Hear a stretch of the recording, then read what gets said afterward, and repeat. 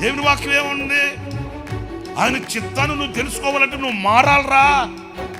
నీ మనసు మారాలరా. లోకం మీద ఉన్న నీ మనసు, పాపం మీద ఉన్న నీ మనసు, మనుషుల మీద ఉన్న నీ మనసు, లోకపు ఆశల మీద ఉన్న నీ మనసు మారి నువ్వు రూపాంతరం చెందాలి. నూతనం కావాలి. నూతనమైతే, రూపాంతరం చెందితే, మనసు మారితే అప్పుడు ఆ దైవ సంకల్పం ఏంటో నీకు తెలుస్తుంది. ఆ దైవ సంకల్పం ఉత్తమమును అనుకూలమైంది నీకు. అందులో నువ్వు వేసే ప్రతి అడుగు ఆనందంగా ఉంటుంది. అందులో నువ్వు నిలిచిన ప్రతి స్థలం ఫలభరితంగా ఉంటుంది. అక్కడ నువ్వు వేసే ప్రతి అడుగు నేతిలో పడుతుంది, కానీ గోతులో పడదు.